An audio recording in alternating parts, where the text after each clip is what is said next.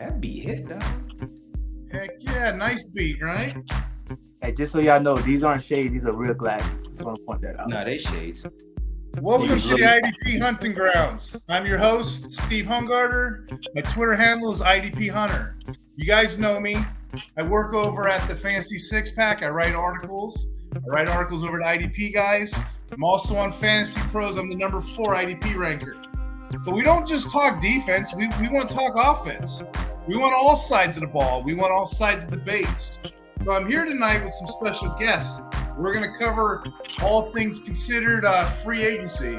Okay, my guests tonight are coming from the One Stop Podcast. And you know what? They don't need an introduction, but we're going to give you one anyway, okay? Let's go around the room, gentlemen. Who do I have with me tonight? I'm going to tell you like this. This is your main man, Vano, and that's Relle. But welcome to the One Stop Podcast. Where we talk sports and all that other shit. Did you guys plan that? No, that's our intro. That's just how you flow?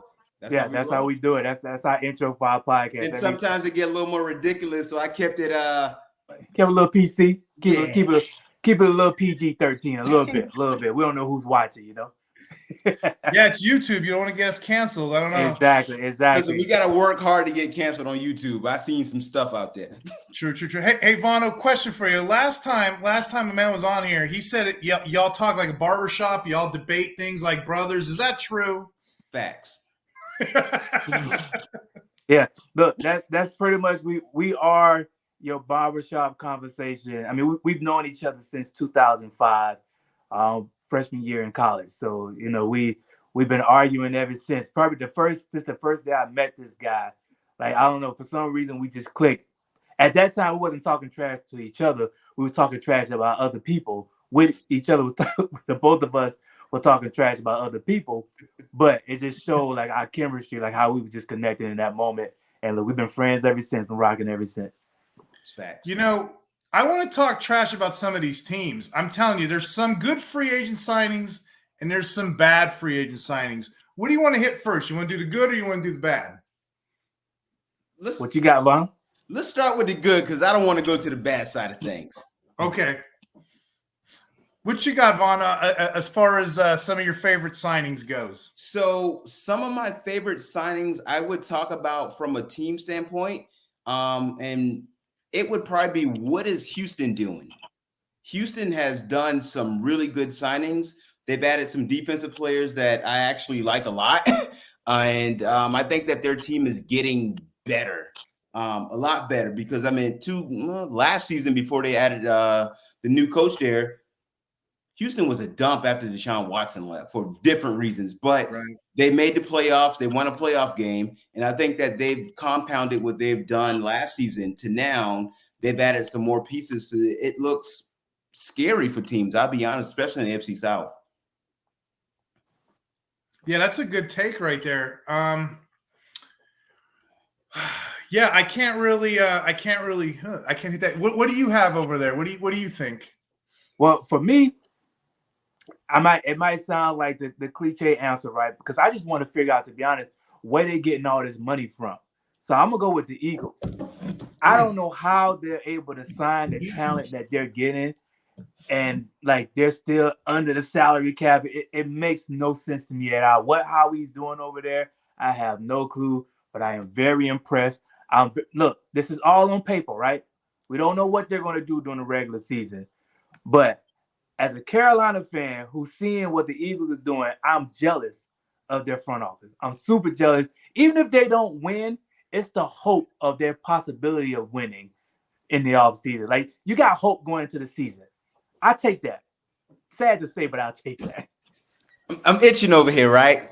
So just for the people that don't know, I appreciate you guys for having me here. I'm a big Cowboy fan. And so I live in the division with the Eagles, and I see what Howie's doing. I think what he is doing is amazing. Now, if you guys are interested in how he's being able to manipulate the salary cap, I'll break it down to you. I got it. I've been looking at the numbers, right? And I try not to look at these numbers from a full-on Cowboy standpoint, because we've only spent $6 million in free agency this entire offseason. The next closest team has spent $32 million in free agency. And we're like, how it, and then it goes down to teams are spending 120, 130, 140, 180, $220 million in free agency. And that's where you look at teams like Washington. That's kind of what they're doing. But what Howie is doing with the salary cap is he is actually drawing his contracts out longer. So if you look at somebody's contract like Jalen Hurts to some degree, the cap hit of the quarterback itself, it's probably like 6% of the actual salary cap. But he's also projecting what is the salary cap doing next year, the year after next, the year after next. Because guess what? This year with the salary cap in the NFL, they've increased the amount of money by $30 million. So he's using like projections on what the salary cap is going to do to extrapolate his contracts for his players. And he said, at some point in time, we will put a out on a player at any point in time within a contract so we can get out of the deal. That's why they were able to get out of the Carson Wentz deal early when they did. And it's like, you're not going to recover from it. So they said, we'll take the hard pill. When I say the hard pill, we will swallow the $40 million that it may cost us to get out of this deal, and then we'll draft our guy again, or we'll find somebody. So they're already looking at how are we going to replace player X before we get to that point.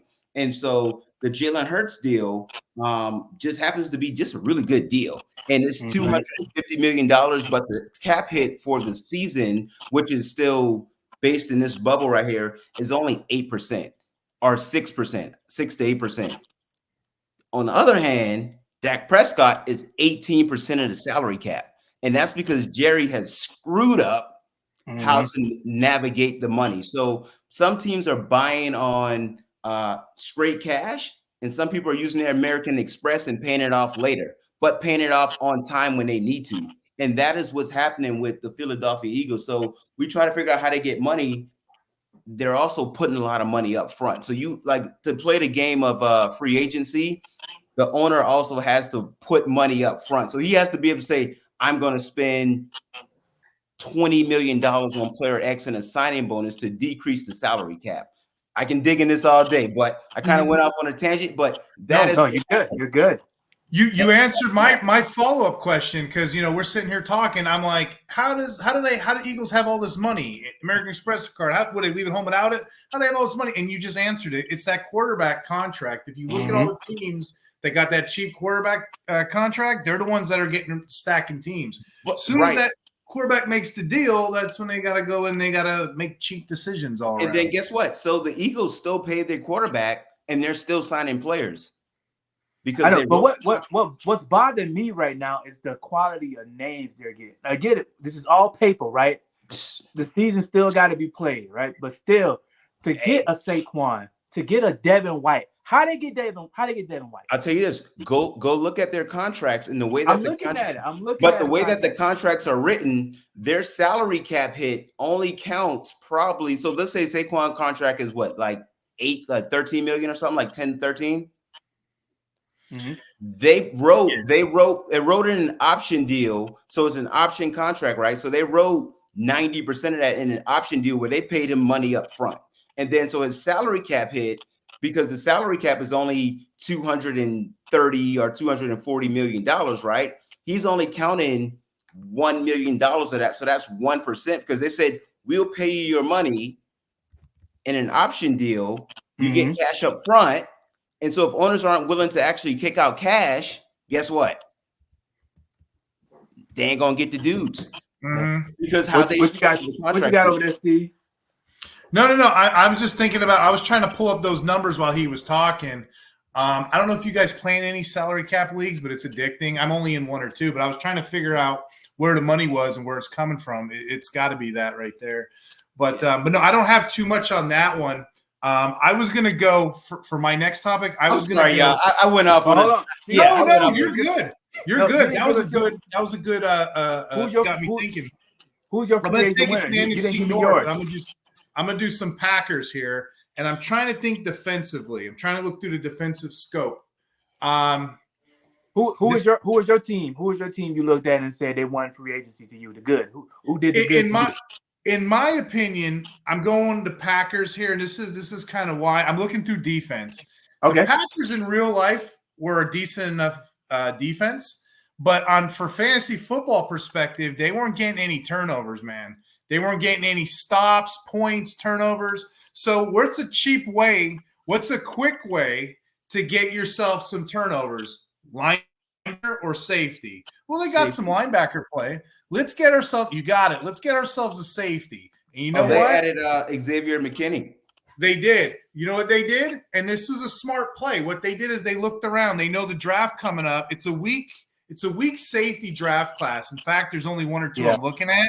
So they took the best player. They took the best available safety on the offseason, took him right off the market. Now, it is a bit of an expensive contract. It's $68 million for 4 years. Okay, that's like $17 million per year. You know what? But so what? We're taking him off the market. The Packers got the best safety to go with a pretty good defense. I mean, the deal's not cheap, but what do they got on offense? I mean, heck, you guys can say they got a young quarterback who's thriving already and young receivers for days. Shoot, Christian Watson was supposed to be their alpha dog. He's like their wide receiver 4 now. Didn't they just bring in Josh Jacobs too? That team's going places. I like the Josh Jacobs pickup, especially if you're getting rid of Aaron Jones.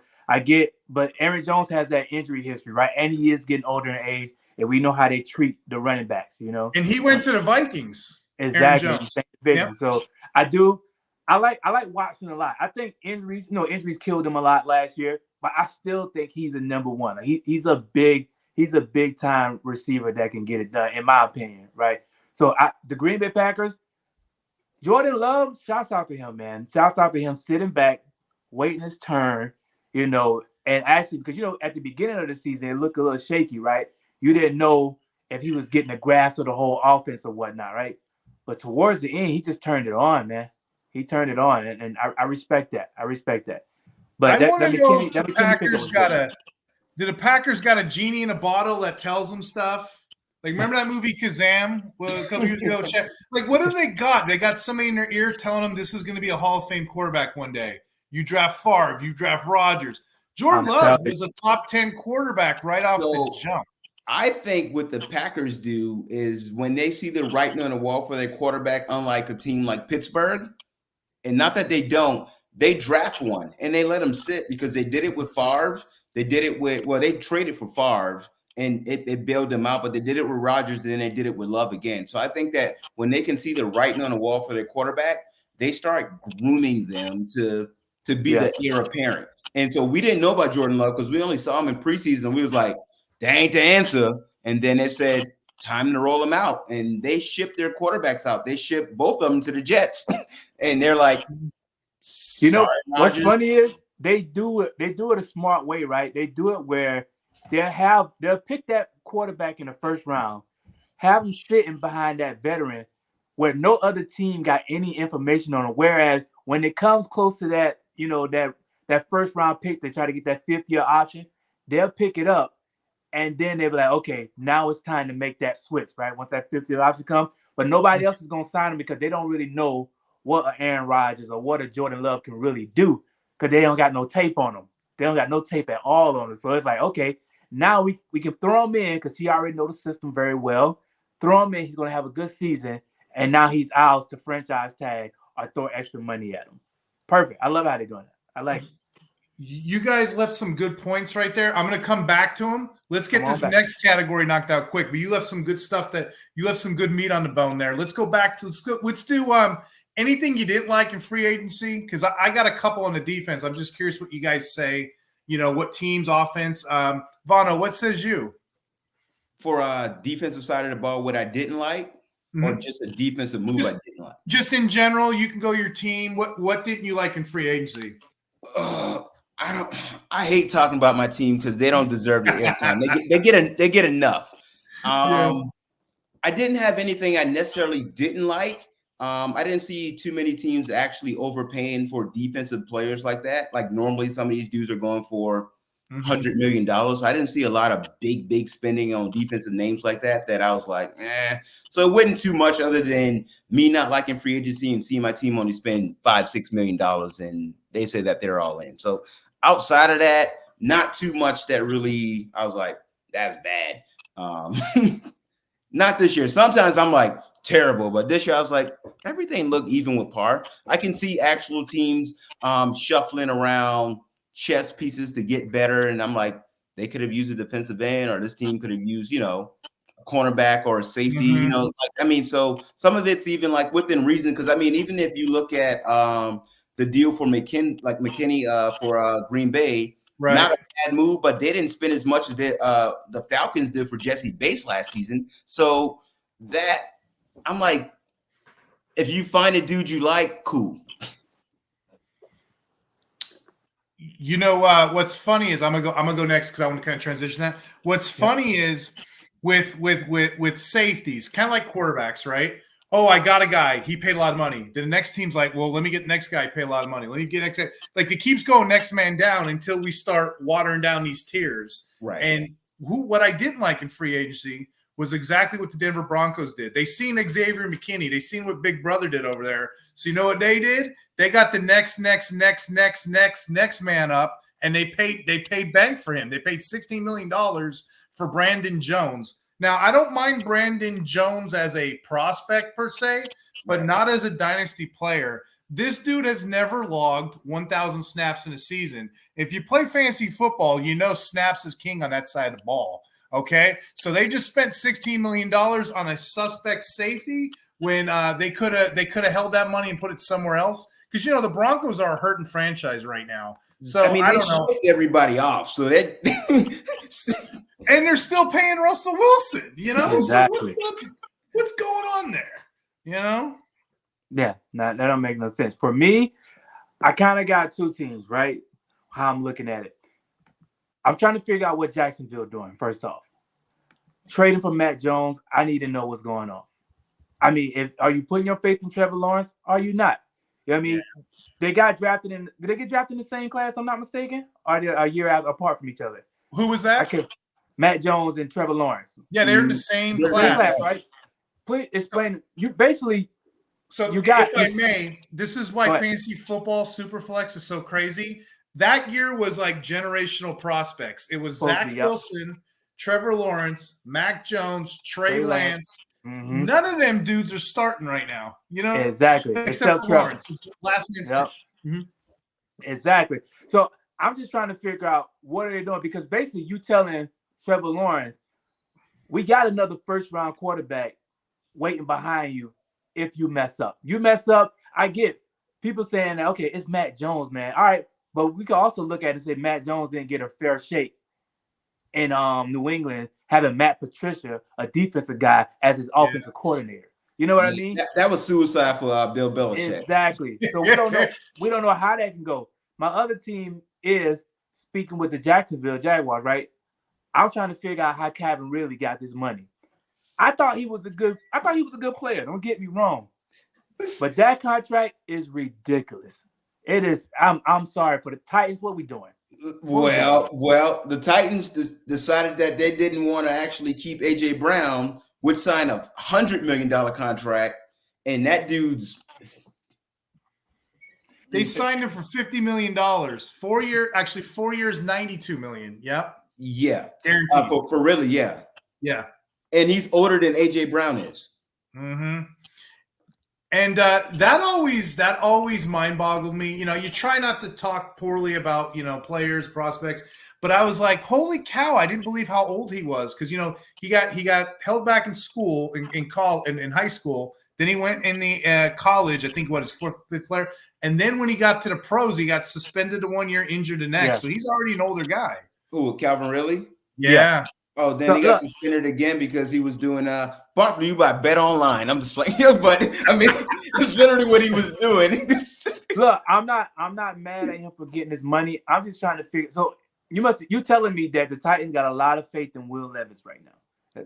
That's pretty what you're telling me. Because you got him some receivers to throw the ball to, and you better be saying like really got to get this ball. He got to get 100 catches this year. But that kind of money, I need 100 catches. I don't trust them to force the ball to Ridley. I don't either. Listen, Trevor Lawrence had a green light to throw it to him, and I picked him every day in Prize Picks or every week, and this dude didn't show up. I'm like, look, receptions for Ridley for fantasy. For fantasy, he didn't show up. All I saw for fantasy, he didn't either. Fantasy, right? He didn't show up. Exactly. He was my keeper. Guess what he did? pissed me off. Yeah, I feel like the Titans are a team with like way too much cap money, so they're just throwing money at everything, you know? They don't know how to spend it. We should have known right. better. We should have known better when they fired their coach anyway. We should have been like, okay, they don't really know what they're doing over there. They just because hold on, it's the wife on the team now, right? If I'm not mistaken. If I'm not 100% sure. We don't got to touch on that, but something ain't going right over there. And look, Calvin got paid, so respect to that. I ain't mad at that. Get your money. He got paid. Congratulations. 92 million is 92 million, but I wouldn't give him 92 million. Listen, first of all, they had the lowest rate to even sign Calvin Ridley, and they won. I wonder why. Calvin betted on himself. He said, "I'll take these odds. They look great." It was like plus 1,800. Hey, I wanted to go back and circle back around a couple things we said. We were talking about the NFC North. I think we both kind of like what the Packers do in offense, defense. I'm looking around that division. You know, the Vikings are kind of quarterback-less right now. You know, the Lions are up and coming. You know, questions on, you know, what they're going to do. But the Bears got that 1.1. I'm pretty sure it's Caleb Williams. It's got to be Keenan Williams is down there down there at, you know, hanging out. They're talking together. They're getting chemistry together. What do you guys think of that? How long do you think it's going to take the Bears to? Are they a playoff bound team? What do you think? I'm gonna give it to this guy here because I don't want to start talking about Caleb Williams. Listen. So he's saying that because, of course, I am a USC Trojan fan. I became a USC Trojan fan during the Reggie Bush era. Didn't like college football before then, so that's how it happened. I mean, can they make the 7 teams? That's what I'm trying to figure out, though. Because listen, if you're going to get rid of Justin Fields, because we got to think about it like this: the Bears wasn't the worst team in the NFL. That happened to be that team that I love. That's right behind me, right? Was the worst team in the NFL. They just happened to make a good trade to have the first pick. They still won 7 games last year. You can't tell me you get better players, right? As long you got better players, you got Swift, you got Keenan Allen, you got Sweat back there. You signed him, you put some pieces together. If you're going to draft Caleb Williams for your Bears, he has to win for sure more than 7 games. I'm thinking 10 or 11 games, to be honest, to justify you just getting rid of Justin Fields the way you did. I think, to be honest, I like Caleb Williams because I've seen him play a lot. I've seen the terrible defense he had to play with when he was in Oklahoma. I saw the terrible defense he had to play when he came to USC because he had Alex Grinch as his defensive coordinator, where he had to put up 40 to 50 points just for them to stay in the game. Not win the game, stay in the game. So I see certain people come and they say, well, those important games, he threw 4 or 5 picks. Yeah, because he was trying to do too much. That happens when you know you don't have a defense behind you that can hold a team to at least 25. Sometimes you try to do too much. But he still end up out of his whole career with only 14 interceptions out of his whole career. So I think he's gonna be a great fit because I feel like they've put the pieces around him to have DJ Moore, to have Swift, to have Keenan Allen. I hate to say it because they got our pick. That first pick is making us look crazy if Bryce Young don't do what he can do. But I think he's going to do very well this year. That's just my opinion. And I'm not saying that as a USC Trojan fan. I'm just looking at the players they're bringing back, the players they brought in, and the fact that they shipped Justin Fields off, saying that they have faith if they pick Caleb that he can get the job done. My opinion. I'm playing devil's advocate with the defense. And okay, so you guys got arguably one of the better linebacker cores. You got Edwards, you got Edmonds, you got Jack Sanborn to jump in there.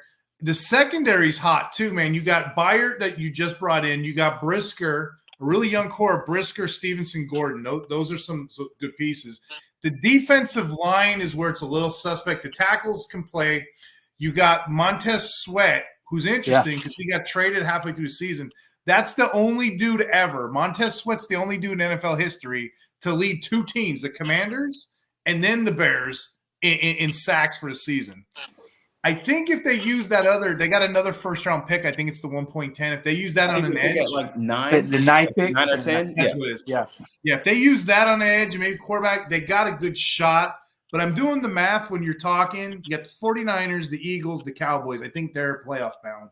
You got the Bucks that are probably going to win that division again, I think. Packers, Lions, I still got them ahead of the Bears. I guess you play them out. What do you think? A seventh team? Maybe. I don't know if they can make playoffs year one. That's rough. I think sadly, I think that if Caleb is going to come into the organization, he's going to have to hit the ground running.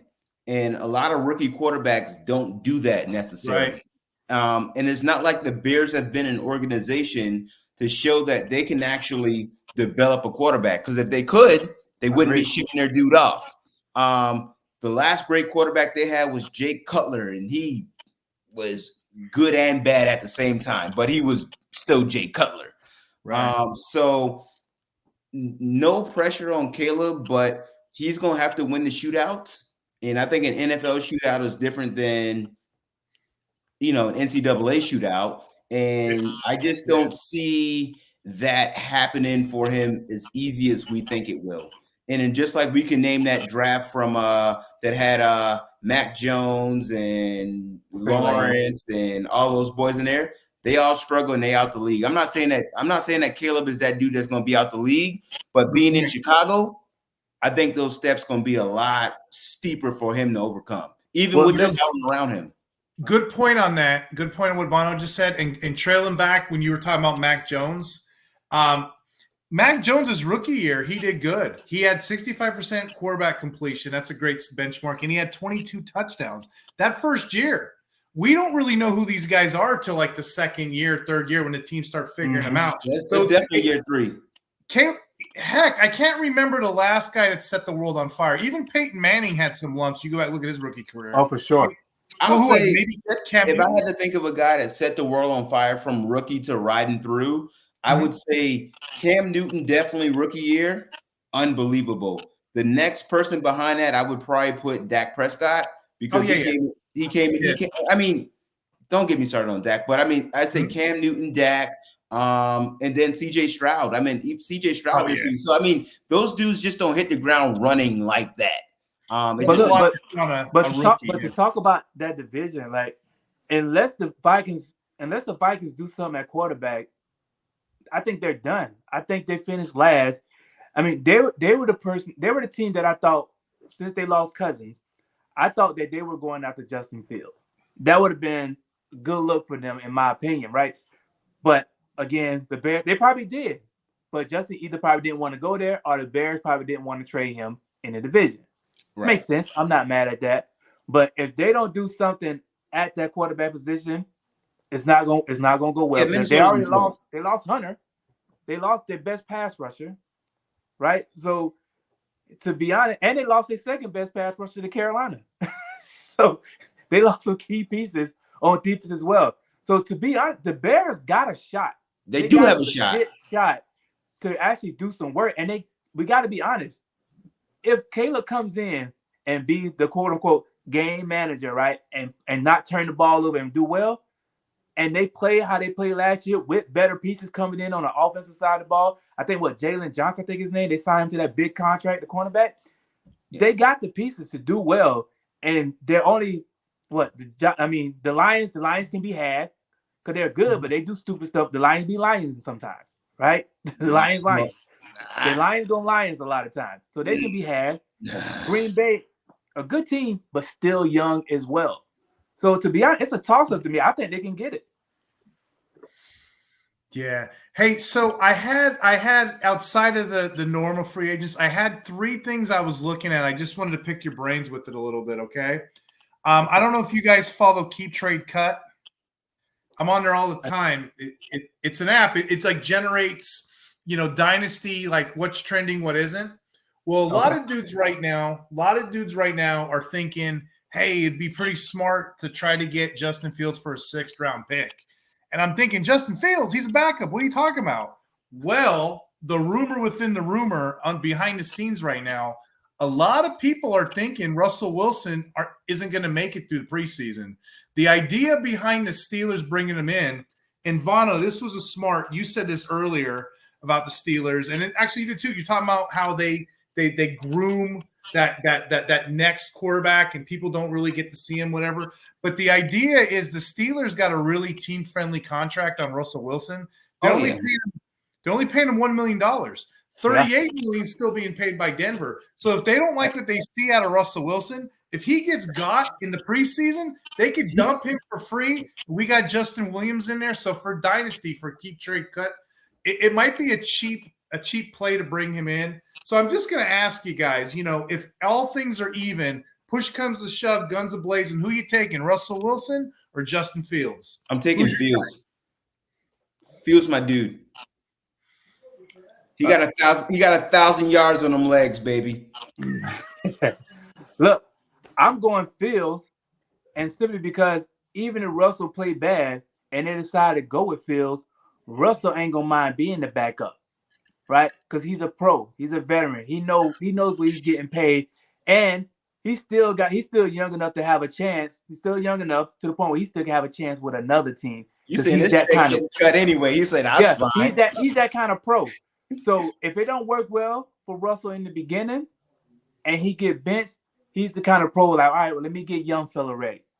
I don't know if it was the opposite way around where Fields was the starter and then he got benched for Russell. Would it be the same way? So, but I think the Steelers gonna pick up that 50th option, right? They picked that up. Mm-hmm. I think they got the quarterback for the future. So I'm gonna go with Fields because I think, again, like Bono said, he got the legs for it. But if he just studied behind Russell and continue to work on his accuracy, like he's legit. To be honest, that's why I didn't want him in Atlanta. I didn't want him in the South. I didn't want him in the NFC South because I think he's a threat. I don't fear Kirk Cousins. That's just me. We didn't y'all didn't need Fields here because he got you talking about Russell Wilson? Oh yeah. Atlanta didn't need Russell Wilson here. No, I'm saying no. I didn't want Fields. Fields in Atlanta, NFC South, because I fear him more as a player. Kirk Cousins don't scare me. He just doesn't. I'm sorry. Hey, listen, if y'all game on Sunday at 1:00 and y'all got Kirk Cousins, y'all probably gonna lose. But if on Monday night at 8:30, y'all probably gonna win. You're not lying. I mean, that's his MO, man. Who you got? Who you going with, Wilson? Who you going, Wilson or Fields? So for me, I'm just thinking about how great of a coach Mike Tomlin is. I mean, he's so underrated. He takes poor teams. Like anybody else would, like Josh McDaniels would have that team 0-16, 0-17, and this guy just keeps grinding out playoff wins, right? So what you said earlier made sense. Let me see what I got with this veteran guy. Let me see until that don't work, and I can go to young gun. If I start with the young gun first, it probably ain't going to work the other way around. I'll tell you this.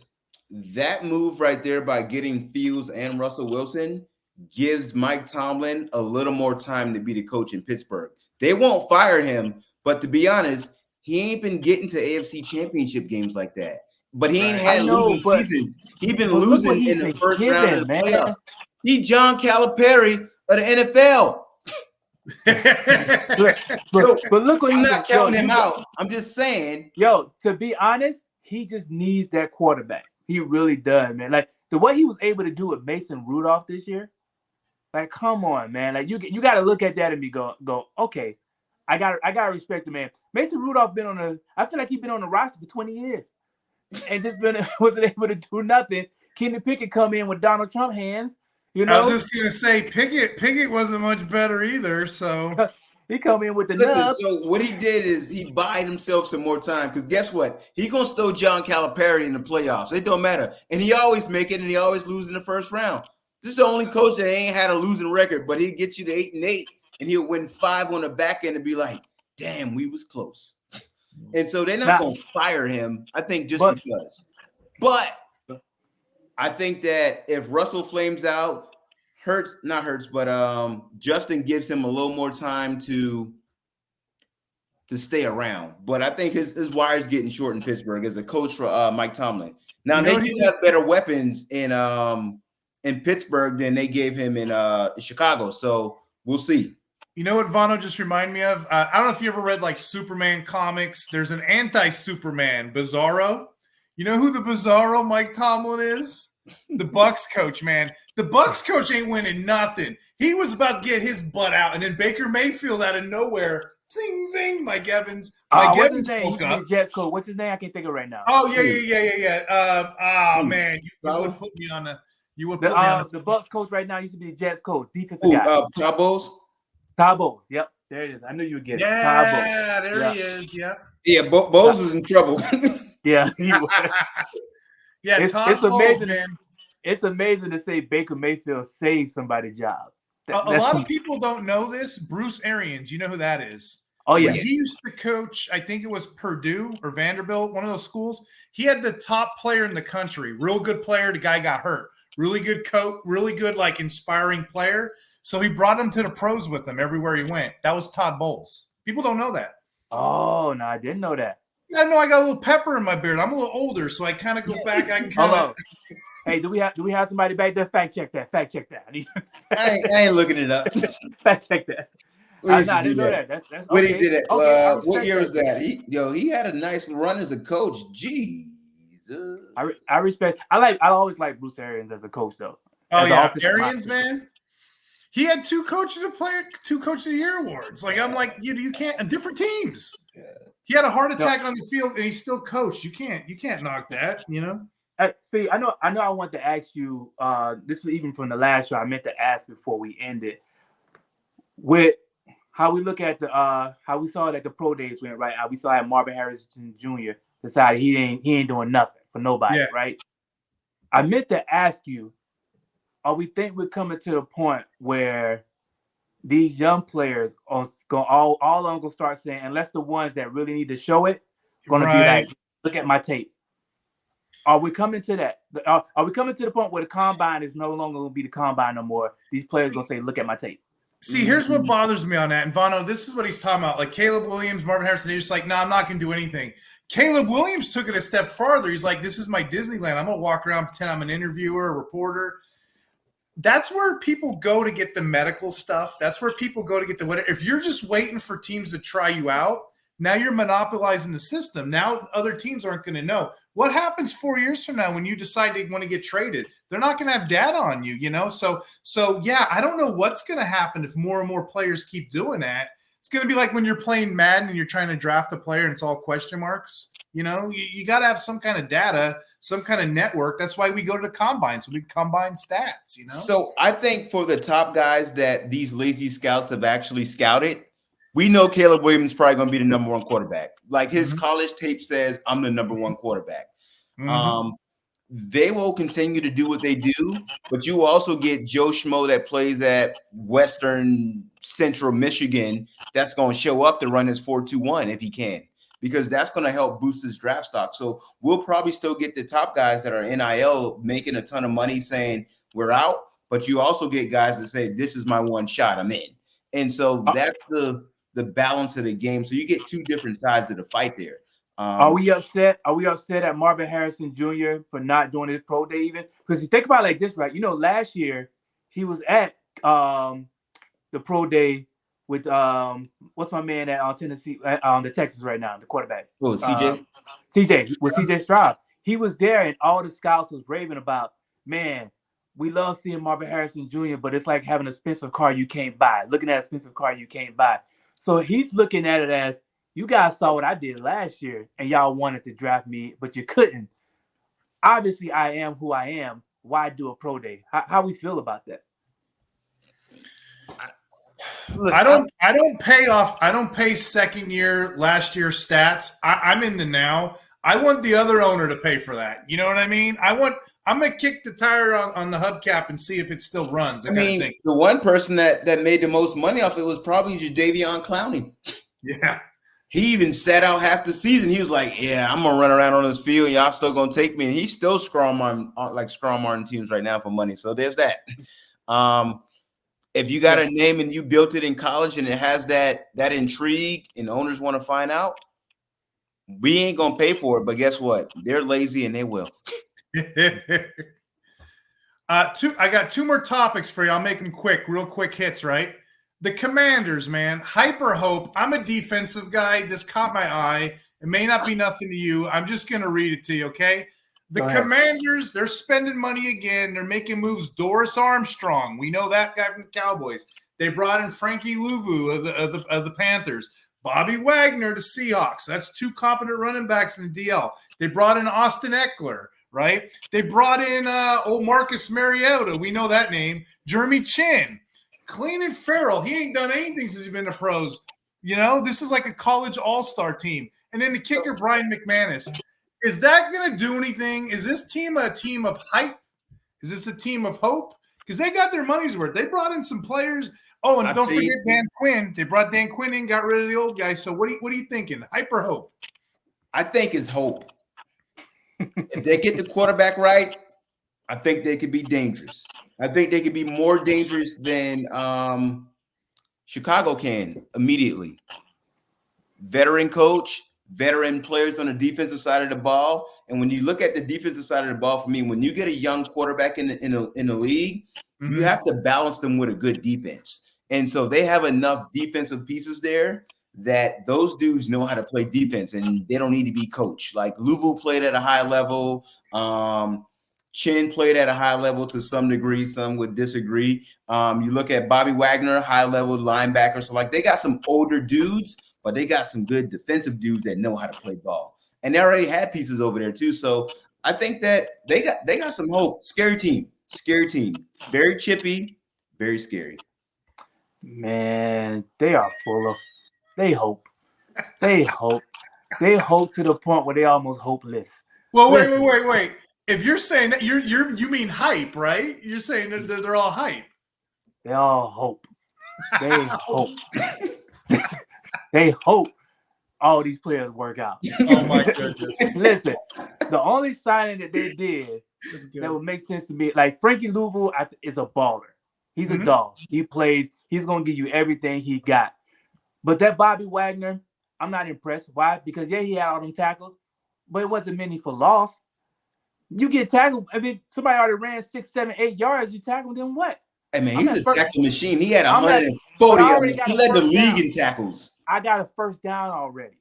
You can tackle me in the end zone. It don't matter. So the beautiful thing about fantasy football IDP, you know, we're chasing tackles, and you're both right. He had like two games, like within 3 weeks, he had 17 tackles, like a piece in 2 games. But the dude was out of breath. That 31-year-old man, he's huffing and puffing on the fourth quarter. Listen, but you know why? He's scared about the points. From an ID, I get it. From a defensive standpoint, 17 tackles is 17 tackles. But if your front on the defensive line can't keep you clean to do it, and you're not being able to run through the gaps, like we can say Bobby Wagner is old, but I mean he played at a high level in this league for a long time. Explain this to me. Who on that Commanders defensive line gonna hold somebody up to stop them from getting to him? We gonna see. First of all, we talking about Jeremy Chin. Obviously, he was in Carolina. I think he's a heck of a player. I don't think we use him right in a lot of points, but he can't cover. If you expected him to cover, don't even play him because that's not his game. Hey man, he's a hard hitting football down in the hole, down in the paint. We gonna see. He's a hard hitting safety, and you don't have no quarterback. Fun fact: you know Jeremy Chin is Ronnie Lott's nephew. Well, he should have talked to Rodney. He should have talked to Rodney. And let's be honest, you got Dan Quinn as your head coach. What has Dan Quinn done to impress anybody at any time? Before 32-6? Well, I'll say this: he rebuilt the Cowboys defense because we were. And then what happened at the end? What happened against Green Bay? He was headed to Washington already. He didn't care. He did us dirty. He did us dirty. He did us dirty, bro. He did us dirty. Speaking of dirty, talking about them dirty birds. Speaking of the 32-6, Dan Quinn defense. Let's end the show on this. We got 3 Georgia guys in the room, right?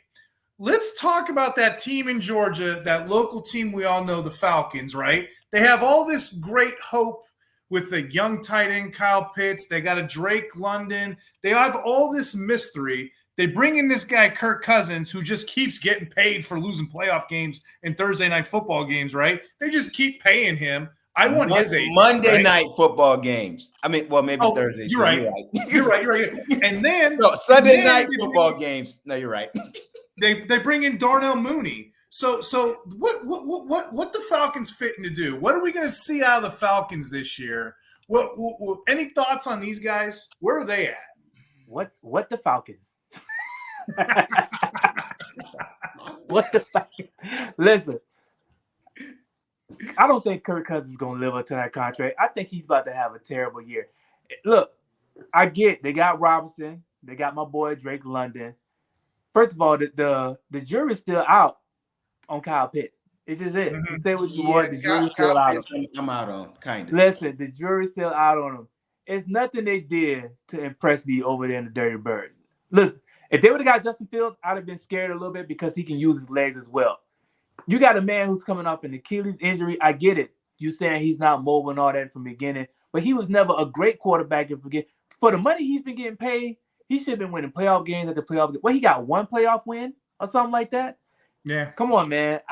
It's nothing about the Falcons that scares me. And my team is the Panthers.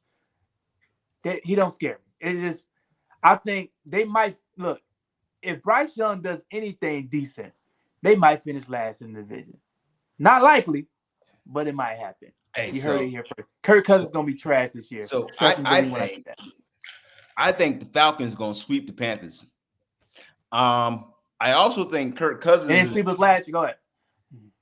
1-1. Look, we got 2 wins last year, and they were one of them. Let's go. Hey, listen, man. Hold on, what you got, man? Keep faith. Listen, I think Kurt is actually a good move for them because they got a lot of good pieces in Atlanta here, and I think that Drake, I'm a low 50 on. Kyle, I'm a low 50 on. But I think if you get a quarterback there better than Marcus Mariota and Desmond Ridder that ain't turning over like the ball in the last minute of the game or whatever, that they'll probably Hold up. still. Hold up. Wait a minute. Gotta finish. They'll probably. Go ahead, finish. He's an experienced turnover guy, so he might not turn them over in the last drive. He might do it in the third quarter. But I think that Kirk Cousins gives them a better chance or a hope. I kind of like what Atlanta's doing. I got them to win 9 games and playoff push in. Kirk Cousins is just Tony Romo 2.0 with a better agent. That's it. That's all he is. Bro, have you looked at his games? All he does is turn the ball over in clutch. That's all he does. He is that guy. He's going to stat stuff you to death. And then when it comes down to these big games, you're going to look at Kurt and like, why did you do it? Go back and look at the QB documentary they had on Netflix. Look how that coach O'Connor looked at him when he threw that ball in that interception. He's like, what were you looking at? That's his mindset. He can't get right. He is Mr. Can't get right when it comes to clutch times. He can't. He's going to be Kurt, bro. Kurt going Kurt. That's all I'm saying to you. You know what I'm saying though? I have to put my my defensive goggles back on, my Horace Grant goggles, my optics, okay? Like the X-Men, I'm Cyclops. I'm gonna put my optics on.